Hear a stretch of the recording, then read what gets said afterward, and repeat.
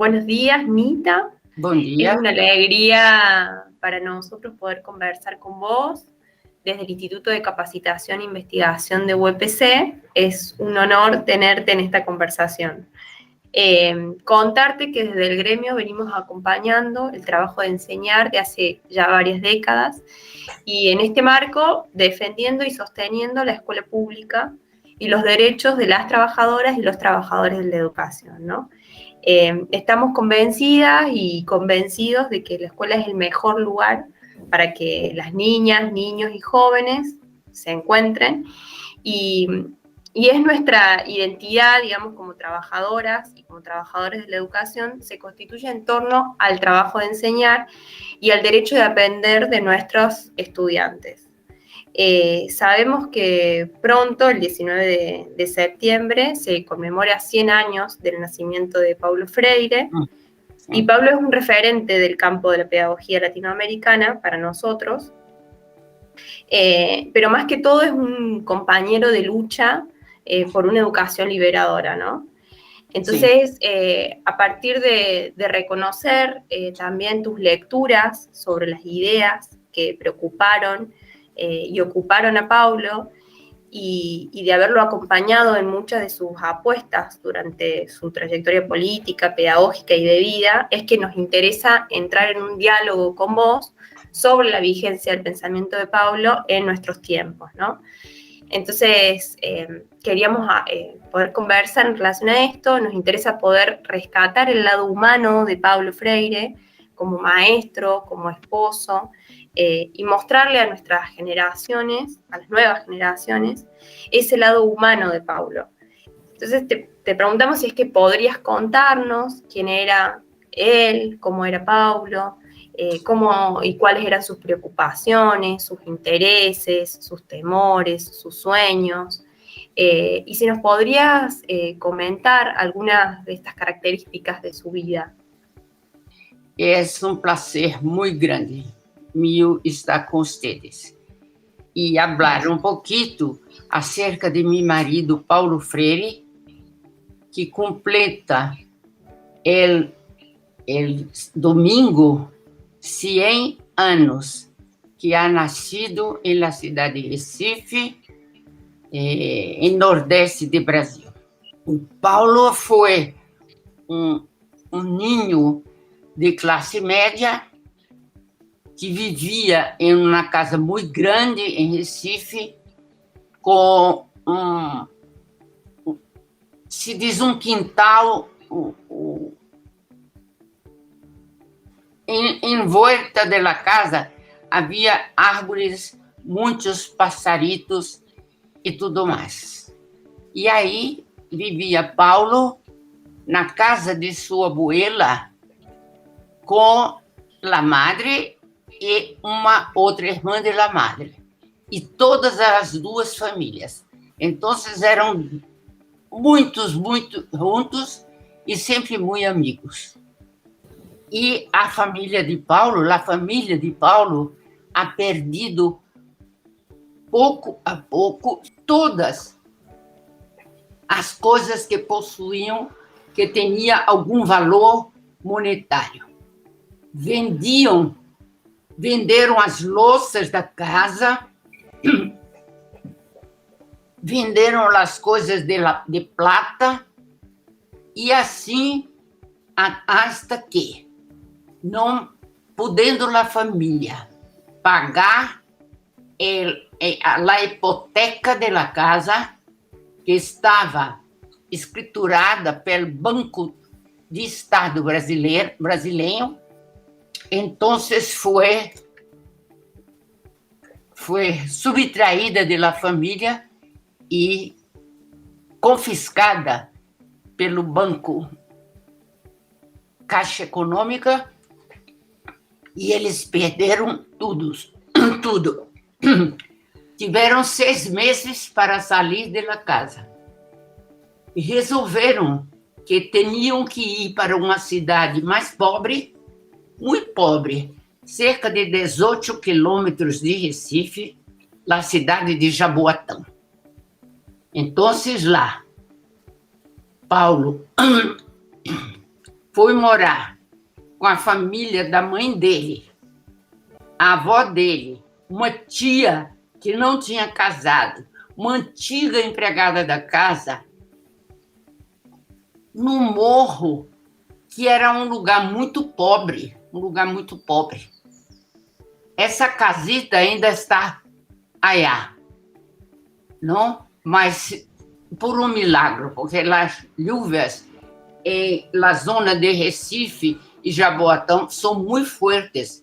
A casa era muito chica, muito apertado, tudo muito apertado. E Paulo disse, a família ficou muito triste por perder a condição de ser de classe média. Então, levou com eles o piano desta tia que não é casado, que puseram na sala. Eu imagino como era tudo muito apertado, tanta gente, que eu já conheço a casita. E então a tia, todas as tardes, se arrumava muito chique, muito bem, sentava e tocava o piano. Para quem? Nádia passava na frente da casa e seu padre sacava uma poltrona muito pomposa também e se sentava em terracito muito chico da casa, sentava, usava paletó e uma gravata borboleta. E o pai, o padre de Paulo, 2 anos depois que estão em Jaboatão, morre dessa questão. Para Paulo foi uma tristeza muito grande, um desalento muito grande. A figura do padre, que tinha aprendido a questão da tolerância, a questão de tratar bem o outro, de dignificar a vida do outro, se foi. Ele acaba o ensino da escola primária, tinha 16 anos quando termina. E queria continuar os estudos, mas ele não conseguia, porque em Pernambuco, em 1937, só havia uma escola secundária pública, portanto, que não se paga. Mas esta escola era frequentada pelos filhos, pelos hijos de los doutores, de los abogados, de los engenheiros, e assim. E Paulo não teve oportunidade de estudar. Então, a madre dele saiu pelas calles de Recife procurando uma escola que lhe desse os ensinamentos. E encontrou uma escola, Colégio Oswaldo Cruz, de propriedade de meu padre. Então, entra e pede a meu pai, eu te pido a gratuidade do ensino para meu filho Paulo. E meu padre teria dito a ela, este é um desejo teu, que tu filho estude, ou é um desejo dele mesmo estudar? E ela disse, não, é o desejo dele de estudar. Desde muito ninho que tinha ânsias de aprender. É interessante, não? Então, decidiu e tinha o sonho, se à noite sonava e acordava por la manhã, e então dizia, isto foi um sonho enquanto dormia, ou isso é o meu sonho de realidade, de ser um professor, de tornar-me um professor. E assim, ele seguiu, entrou na escola de meu padre e começou a estudar, uma escola muito famosa em todo o Nordeste do Brasil, uma escola de muita excelência. E anos depois ele trabalhou no colégio, tomando conta da disciplina dos muchachos pequenos. E depois, mirem vocês, Paulo entra escrevendo muito errado na língua portuguesa.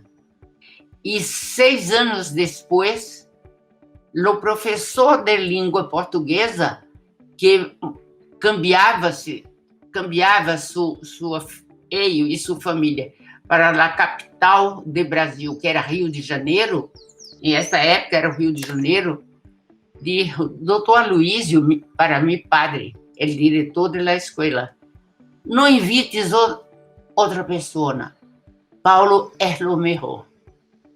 E então, não havia em Brasil, nesta época, escola, faculdades de formação do professor para o curso secundário.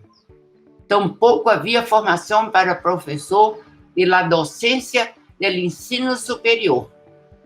Então, se pedia um alvará ao Ministério da Educação e Saúde Pública, e esse concedia um alvará para aquele de notório saber lecionar aquela disciplina. Então, Paulo se tornou professor de língua portuguesa. Vejam como ele trabalhou com sua experiência. Paulo nunca pensou ideias. Paulo pensou a existência. Paulo pensou a vida. E foi com a vida, com a existência, com o cotidiano vivido, que ele vai formando a sua leitura de mundo, como ele vai dizer, e vai escrevendo sobre isso. Vai começando a escrever uma epistemologia, uma teoria do conhecimento. Muita gente diz que Paulo queria somente alfabetizar. A questão não era esta. É que para votar em las eleições para presidentes e vereadores e deputados e tudo mais, para alcalde e governador, tu necessitavas de ser alfabetizado. E então, os analfabetos se sentiam demitidos da vida. E Paulo disse, não, isso não está certo, não está certo. Todos nós outros temos que ter a capacidade de escrever a palavra, porque a palavra não foi feita por uma pessoa e esse é um direito meu que não dou aos outros. Não, a linguagem hablada, né, falada, e a linguagem escrita foram feitas em comunidade. Foram feitas por grupos ancestrais da África que começaram com grunhidos, com palavras sem sentido e foram formando a palavra. E sabiam falar. Tem inimigo, vem um dinossauro, aqui tem uma caverna, ali tem um animal que serve para alimentação, e assim eles vão se organizando. Mas chega um ponto que eles desenham o seu conhecimento nas paredes das cavernas, vão representando. Mas era muito difícil ler somente aquelas figuras. E aí eles começam, em grupos também, a transformar as suas ideias, aqueles desenhos, na linguagem escrita. E então, a linguagem oral e a linguagem escrita foi feita por sujeitos, homens e mulheres. Portanto,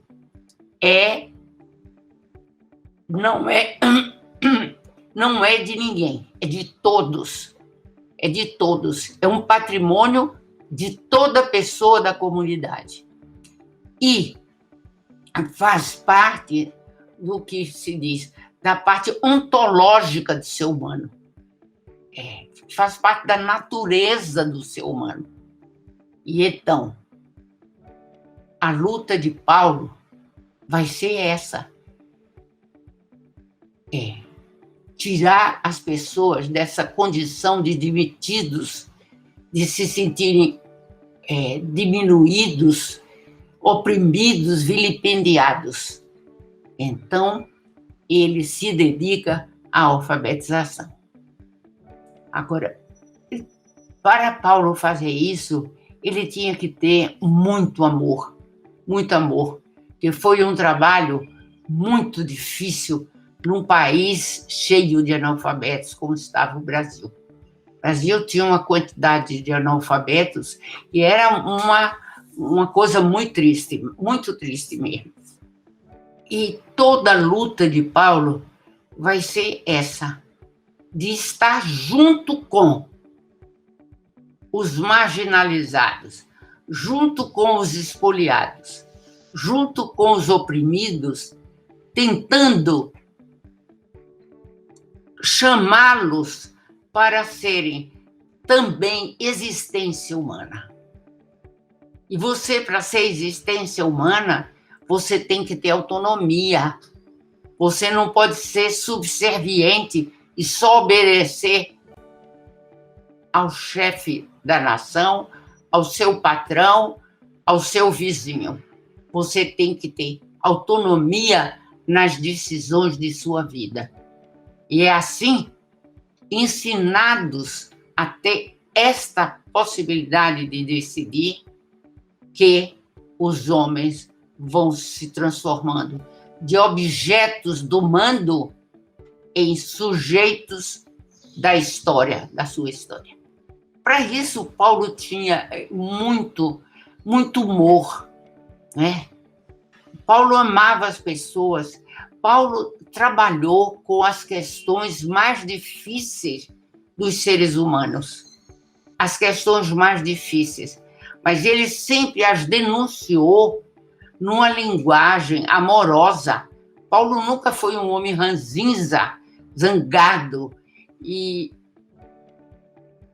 acusando aqueles que faziam. Ele denuncia. E outra coisa, você denuncia, olha, nós estamos com analfabetos diante das pressões da camada dominante, que não permite, porque traça as políticas do Estado para a educação, essas políticas traçadas impedem que o povo todo venha e tenha acesso à escola.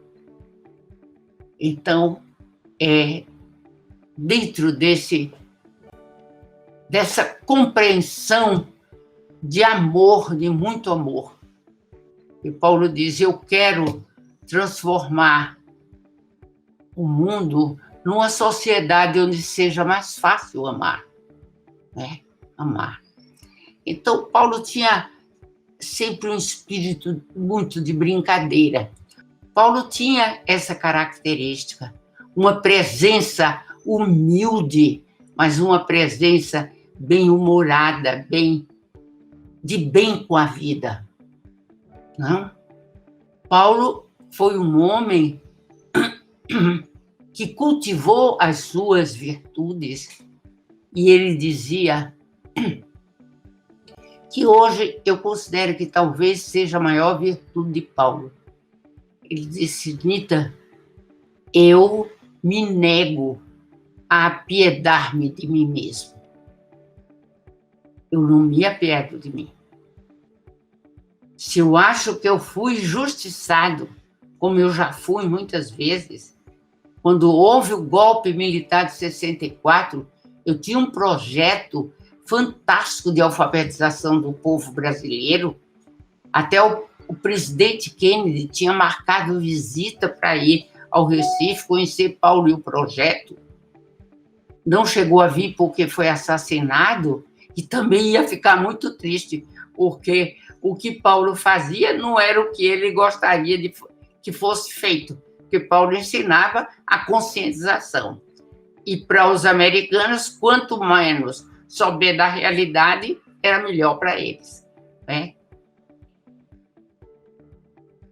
E Paulo tinha esse prestígio enorme diante do mundo, e de repente, de um dia para o outro, se corta, vem o golpe militar, com a conivência da burguesia brasileira e o pior, da burguesia internacional, porque aí da Argentina deve ter havido isso também.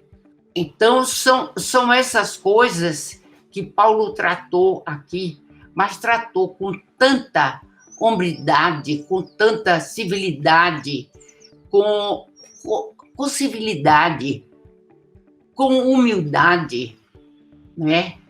E com humanismo. Porque Paulo dizia sempre, nós temos que duvidar de nossas certezas. Nós nunca podemos estar certos das nossas certezas. As certezas são temporárias. E a certeza é histórica. Ela pode ser certa hoje e não ser certa amanhã. Então, temos que estar sempre em processo de conhecer e conhecer mais. E conhecer não para a vingança, porque Paulo diz, a gente tem que ter raiva. Raiva, sim. Vamos decidir as coisas importantes quando a gente tem raiva, mas não quando a gente quer vingança, porque a raiva é a possibilidade que eu tenho de denunciar aquele problema, e aí anunciar um novo em cima daquilo. E a raiva e a vingança vira ódio. E o ódio não despreza nada. O ódio quer a morte. Nosotros queríamos preguntarle cómo fue, digamos, la producción y las prácticas de Paulo han ido tomando distintas formas, ¿no es cierto?, a lo largo del tiempo y con distintas repercusiones a nivel mundial y especialmente acá en Latinoamérica, ¿no? ¿Cuáles son esas cuestiones del pensamiento de Paulo Freire que vos crees que siguen vigentes hoy, ¿no? Que siguen vigentes en relación a cómo desarrollar una educación comprometida con los sectores populares, que era una de las grandes preocupaciones de Paulo que recién nos estuviste contando. Siempre sí, desde una perspectiva emancipadora. ¿Cómo podemos pensar ese legado de Paulo hoy? ¿Qué te parece a vos? Há diferenças e não há diferenças, porque os problemas são os mesmos, só que o contexto histórico é outro, então há diferenças. Há que se tratar de uma forma diferente. Mas Paulo sempre teve o empenho de problematizar, de perguntar, porque isto é assim e não é de outra forma. Então, Paulo dizia, para nós sabermos a resposta correta, para a substantividade do objeto que a gente está estudando, a gente tem que perguntar, por quê? A favor de quê? Contra quê? Contra quem? E assim por diante. Quando nós perguntamos a favor de quem eu estou trabalhando, quando você diz eu estou trabalhando em favor das camadas mais espoliadas da sociedade, é uma coisa. E quando você faz uma educação e não diz para quem você está fazendo, fica uma coisa que não tem uma direção própria, não tem um destino certo, não tem o caráter político que a educação tem. Então é isso.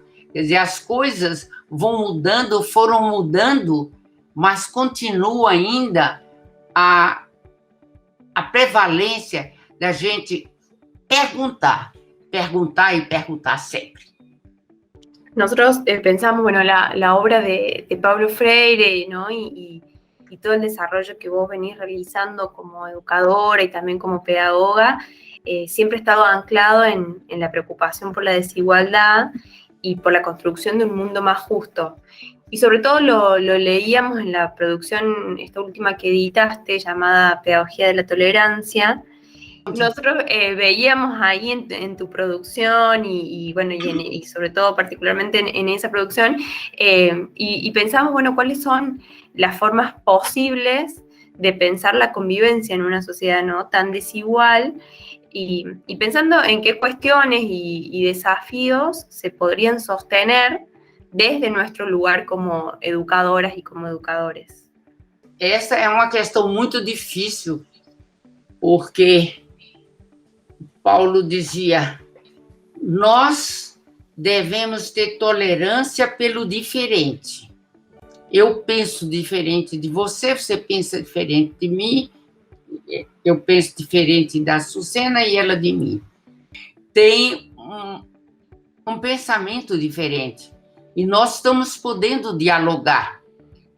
E nós estamos aprendendo umas com as outras. O que eu ensino, eu estou ensinando, estou aprendendo com o que vocês me respondem, com o que vocês me perguntam.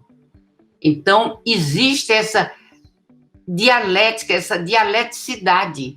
É o movimento que vai e que volta.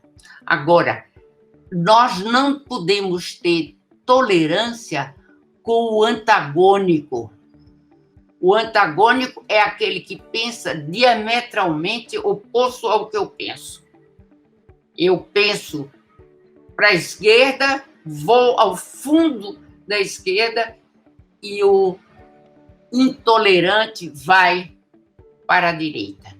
Os intolerantes são esses exemplos que nós acabamos de falar. De homens, até de mulheres também, que matam com muita simplicidade, porque são criminosos natos, têm uma natureza necrófila e não têm respeito, nem pela... Quem tem respeito pela sua vida não mata outro, não mata outro. Então, não tem respeito por um e por outro. Então, esses que são antagônicos, nós não temos que ter tolerância.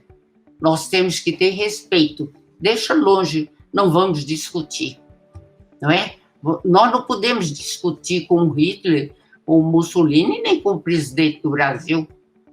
Não podemos. Não temos como pontos de vista diferentes para dizer, olha, como é que a gente vai fazer um consenso, embora o dissenso venha depois. Porque esse movimento do consenso e do dissenso é que faz o diálogo, não é? Então, isso não é possível. Então, a tolerância é uma qualidade humana muito importante. Nós temos que tolerar pessoas de religiões diferentes, pessoas de idades, regiões de nascimento diferentes, né? Nós temos que ter um certo amor a essas pessoas. É diferente do que ter amor por um filho, por um parente, por um amigo. Mas há que se ter uma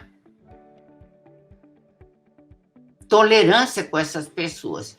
E com o intolerante, não. O que eu posso fazer é denunciar, como Paulo fazia. Paulo denunciaria. Hoje, se estivesse aqui, ele denunciaria os horrores que ocorrem por mando de um homem que é um nazista. Ele imita coisas do nazismo, basicamente, e imita coisas do fascismo também. Então, é muito difícil. Não há como dialogar, não há como tolerar, mas se pode denunciar para que venha uma sociedade, que se anuncie uma sociedade melhor e mais transformadora. E transformada com amor.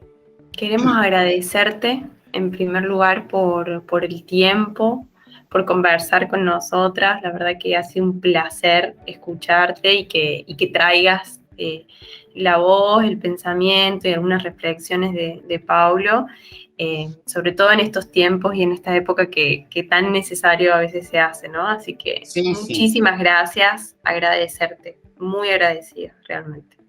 Muito obrigada a vocês que me convidaram. Estamos aqui todas irmanadas em torno de um homem que o mundo inteiro está rendendo homenagem pelos 100 anos de seu nascimento, porque foi um homem que viveu com toda a sua integridade, toda a sua grandeza e toda a sua inteireza de homem e de intelectual e de militante político, sobretudo de militante, porque a militância de Paulo, ele dizia no fim, eu me achava um educador político. Agora, no fim da minha vida, nesses últimos anos, é nada, eu sou um político educador. O meu traço principal é de ser político, é de ver as injustiças, de trabalhar contra as injustiças, denunciar, trabalhar por elas, contra as injustiças, trabalhar para que elas sejam superadas. Então é isso, meninas. Hasta um outro dia. Foi um prazer muito grande. Um prazer muito grande estar com vocês. O que nós temos pela frente é exatamente essa caminhada em que ser e deixar de ser se embatem. Haverá sempre a possibilidade das trágicas desistências de ser. A grande tarefa nossa de passar pelo mundo é exatamente a da briga constante, permanente, pela busca do ser mais.